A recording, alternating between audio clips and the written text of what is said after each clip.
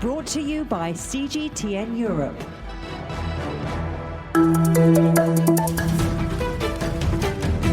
Hello, I'm Stephen Cole. Welcome to the Agenda podcast. This episode, we're charging ahead as we look at the rise of the electric car.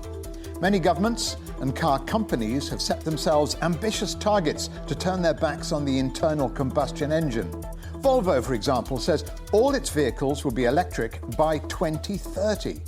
But how realistic is that goal? I spoke to Volvo's Chief Financial Officer, Bjorn Annwall, to find out. We have since a long time said that by 2025, half of our cars should be fully electric, or half of the sales should be fully electric. And now we're complementing that with a hard end date of 2030. And we do that to focus our resources for a quick transformation and quick transition, which we believe is the right thing to do. Consumers want it. They expect Volvo to take a lead in planetary safety, just as we've always done when it comes to physical safety. And purely from a company strategy point of view, it's the right thing to do. Fully electric premium cars is the fastest part of the auto market, and we want to be a winner in the premium market, so we should focus on the growing part. So for us, 2030 is a hard end date, and we aim to make a transition very quickly from where we are today until that point. What would you say, or how would you describe the major challenges to reach that milestone? There are a number of things that we as a society need to go through in order to get there. First of all, there is the affordability of fully electric cars, and primarily the battery cells need to get cheaper and the technology needs to get better for that to happen. And that will happen with focus and with scale. Then we need charging infrastructure throughout the world for this to work, powered by energy friendly, I was going to say fossil-free energy sources. And also there is going to take some time with getting consumers' behavior to change, getting consumers to understand what the driving pattern is like, how it is to charge your car, where you can do it. There's always a bit of hesitation as you change technologies and habits, and we need to overcome that as well. So I would say affordability, charging infrastructure, and just the time it takes for human behavior to adapt. Now that's the big one, isn't it, Bjorn? Getting human behavior to change. Because I suspect a lot of motorists are thinking, I'm not going to buy an electric car now, I'm going to wait to see if the technology evolves even further. How are you getting over that? There are a number of things we need to do. And luckily when it comes to, affordability, that comes with focus. And that's one of the reasons why we are saying we're not investing in internal combustion engines anymore. We put all the focus to make this affordable. And when it comes to the charging infrastructure, there's been a bit of a catch-22. There haven't been enough full electric cars out there, so then nobody's investing in charging infrastructure. On the other hand, if there is no charging infrastructure, why invest in an electric car? And now, luckily, we're breaking out of that conundrum based on the surge in consumer demand for fully electric cars. So we see quickly how the charging infrastructure is being invested into. And we also see, which has been our strategy from the get-go, to use plug-in hybrid as a stepping stone into a fully electric future. So plug-in hybrid is basically a part-time electric car. We sell 30-40% of our sales in Europe is with plug-in hybrids. And those cars are being driven 40% of the time with energy charged from electricity. So these cars and these consumers, they're already today getting into the habit of charging every day, be it at home overnight or be it at work during the day. So a massive amount of this habit change is happening stepwise through the plug-in hybrid. And I think many consumers are now ready for the step to go fully electric. Nevertheless, some consumers are still hesitant about, should we say, going green because they wonder how green the technology really is. We're moving away from an engine to something powered by electricity. How are you persuading consumers that it really is a green revolution? I think, first of all, that hesitation is a very sound hesitation because a fully electric car is not a silver bullet into a climate neutral future. We need to really think through all of the steps of the chain here, from where you source the raw material to the production, the logistics. And in particular, when it comes to the battery cells, it's critically important that they are being produced with by producers using fossil-free energy sources. Otherwise, it makes no sense. And then there are other aspects when it comes to battery cells as well. There's an ethics dilemma where some of the key components, say cobalt, for instance, is being typically sourced from areas which are, let's say, problematic from a social structure perspective. So we need to, as an industry, and that's what we're doing at Volvo, investing heavily in tracking systems to make sure that everything that's being used in those cars are sourced in a socially responsible way. So there is no silver bullet there, and I think what we can do as a producer is to be extremely transparent. What is the carbon footprint over the full life cycle? What are the different origin of sourcing, and how do we make sure we live up to sourcing everything in a socially responsible way? This is not a solution for tomorrow, it's a solution for the next decade, and we need to work through many problems. You put your finger on an important point there, Bjorn, about the battery. And people have this vague idea, well, where are the batteries made? And lithium, what's that? Is that part of the battery? Where does that come from? And how ecologically friendly is lithium and some of the components of a battery? And can you renew it, or do you have to buy, what happens to the battery once you've used it? Yes. No, and those are exactly the questions that we need to have solid answers to. And the short answer is, everything that gets sourced should be sourced in a socially responsible way. And we at Volvo will never source anything that we can't guarantee is sourced in a socially responsible way. And as a system, we need to make sure that those rare earth materials are recycled. So once the battery is used, there has to be very effective recycling processes to get those materials back into producing new batteries. So that circular design and thinking is something that needs to go into this revolution at the get-go. We can't think about that in the end. What about your workforce, Bjorn? I mean, the old days of the engineers in the garage, have they gone away? And these days, you just want people who are computer experts looking under the bonnet? Not just, but there is a big change for Volvo cars. I mean, this whole shift to full electric future has happened at the same time as the car, as you said, is going from being a mechanical piece to a computer on wheel, where a lot of the consumer value add comes through software.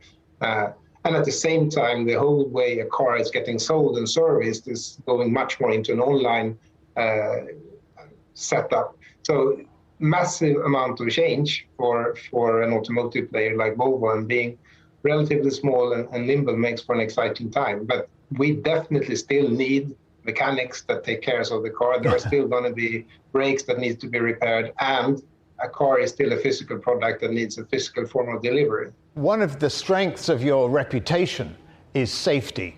Will that continue to be central to the electric car policy going forward?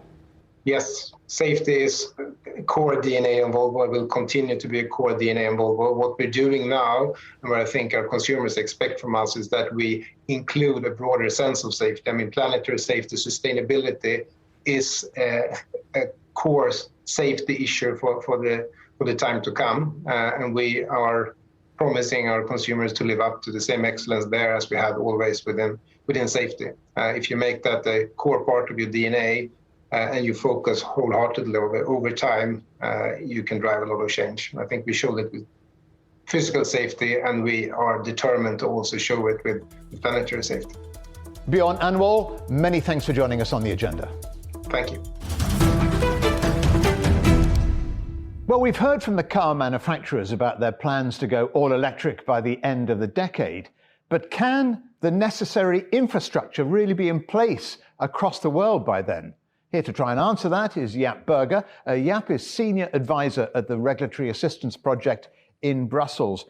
We've heard from many motor manufacturers about their strict deadlines to make their fleets fully electric. But how ready is Europe for the arrival and the deployment of the electric car?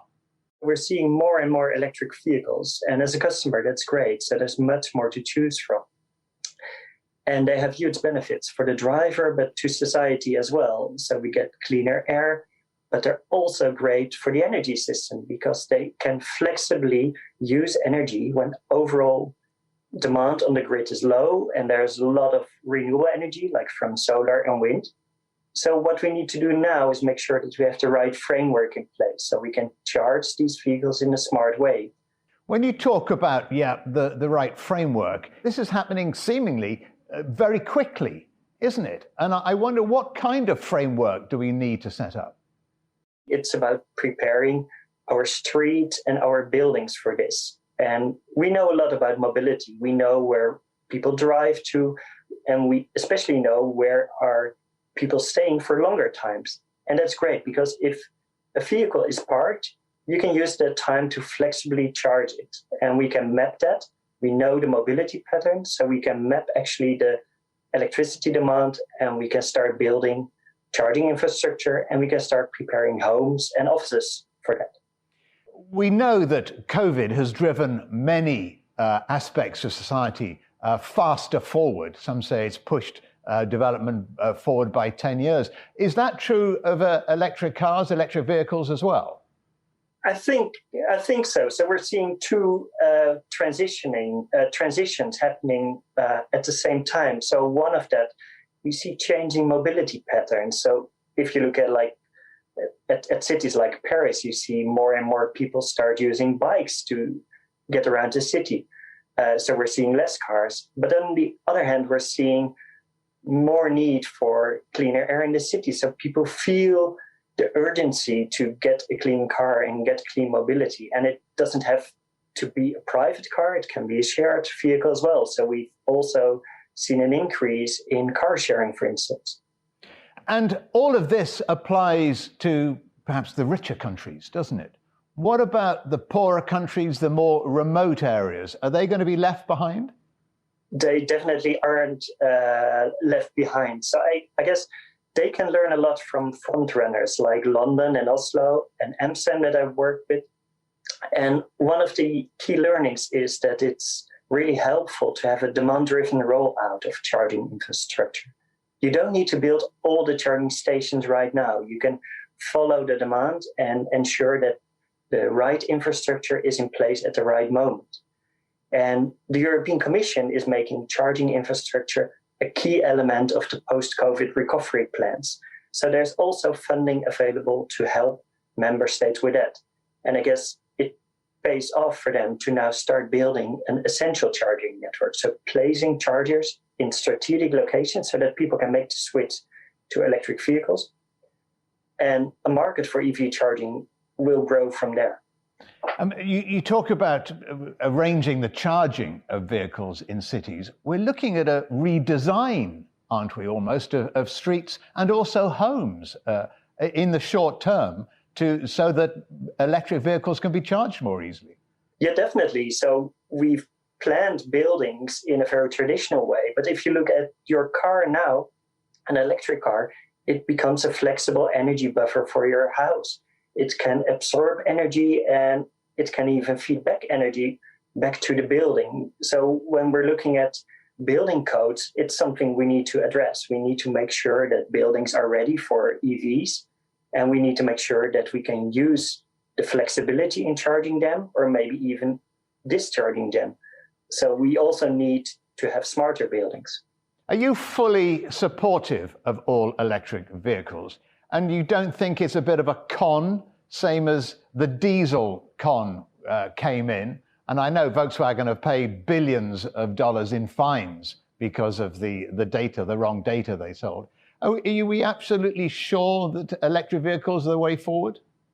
Definitely. So we know electric vehicles are much more energy efficient. So we're saving a lot of energy in the process. So even if you would power electric vehicles using coal-fired power plants, we're saving energy. But we know we're also transitioning the energy system to a more sustainable energy system with a lot more of renewable energy. And we can actually use the flexibility in charging EVs for absorbing more of that solar and wind energy.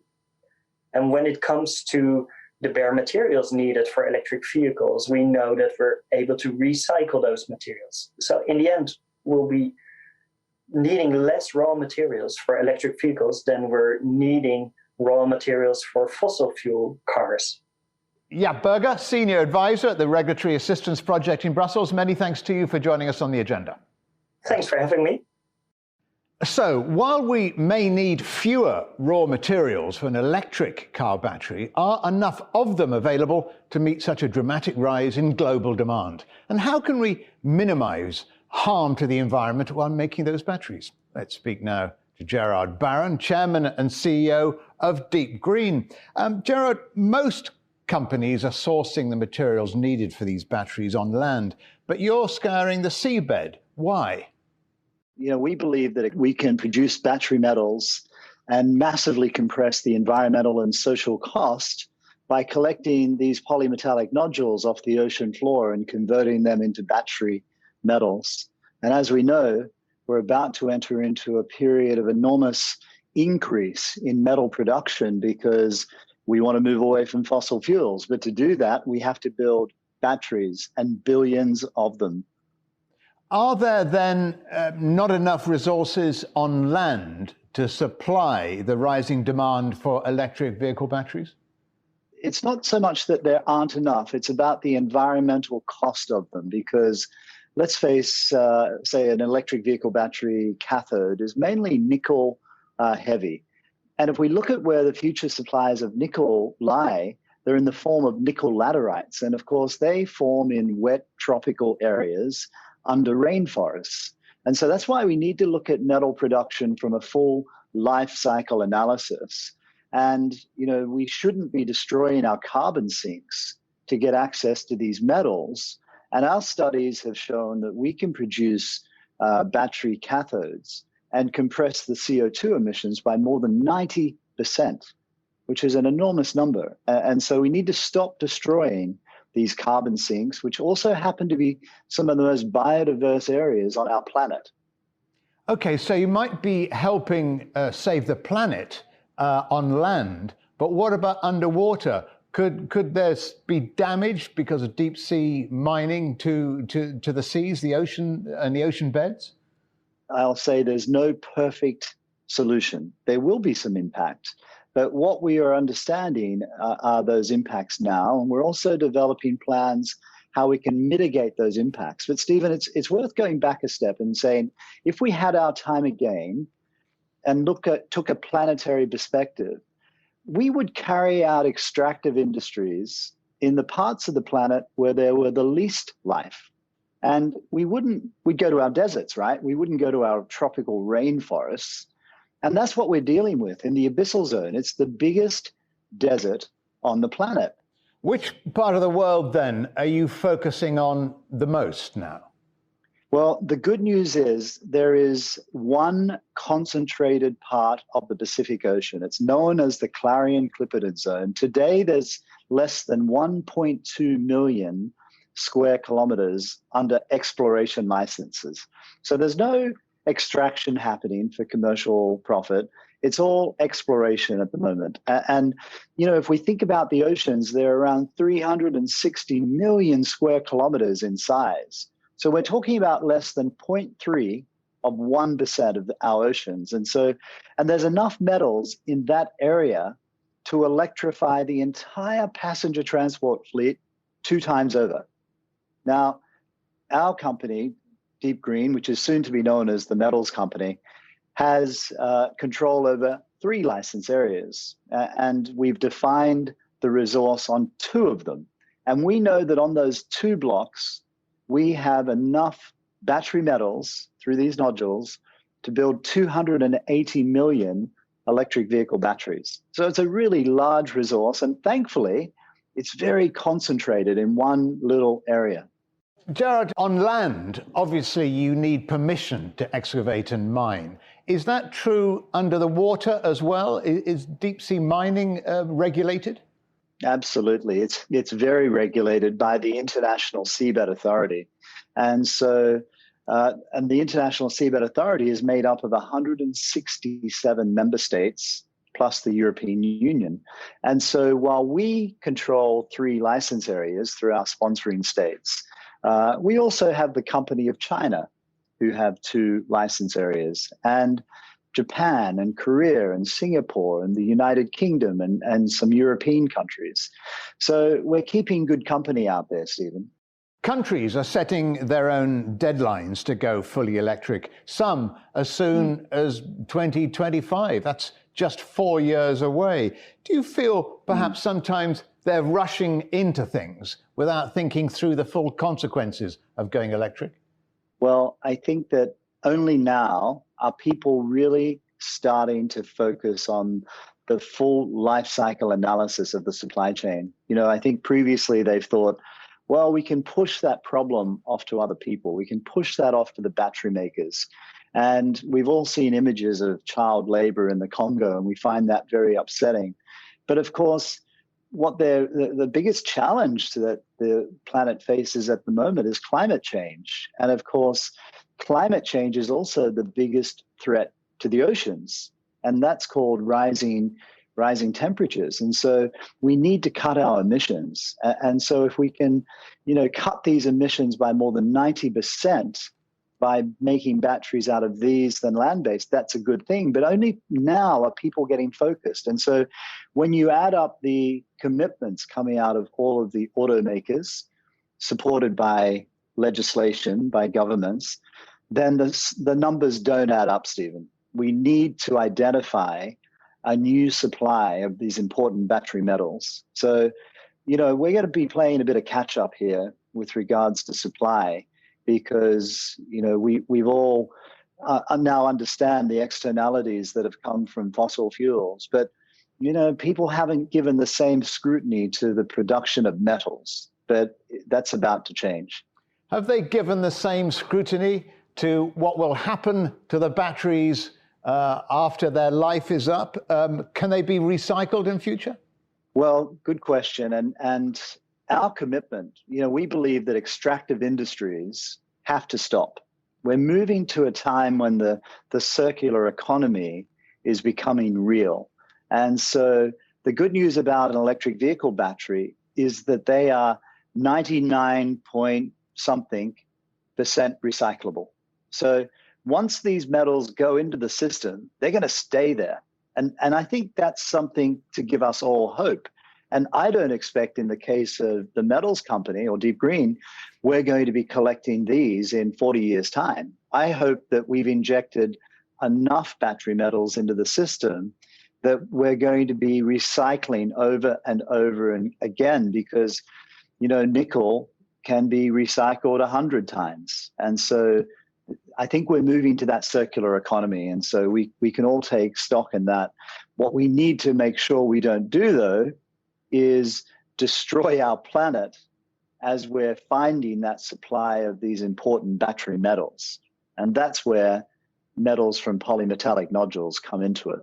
All right, we'll leave it there. Gerard Barron, Chairman and CEO of DeepGreen, many thanks for joining us on The Agenda. Been a pleasure, Stephen. That brings us to the end of another edition of The Agenda podcast. We're taking a break next week, but we'll be back in 2 weeks' time to look at how the tourism industry might cope with a second summer ravaged by the COVID-19 pandemic. Remember, you can subscribe to this podcast on iTunes, Stitcher and Spotify. You can also find us on CGTN Europe Facebook, Twitter, Instagram and YouTube. And we'd love it if you could leave us a rating and a review. Until next time, goodbye.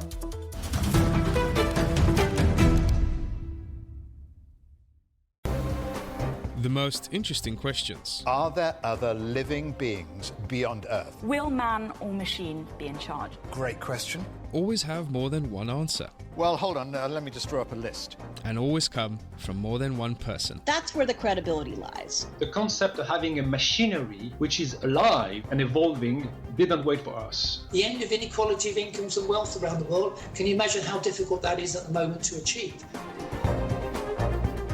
Every episode, Stephen Cole, Murray Beveridge, and some of the brightest minds out there shed light on the answers to some of the most intriguing questions.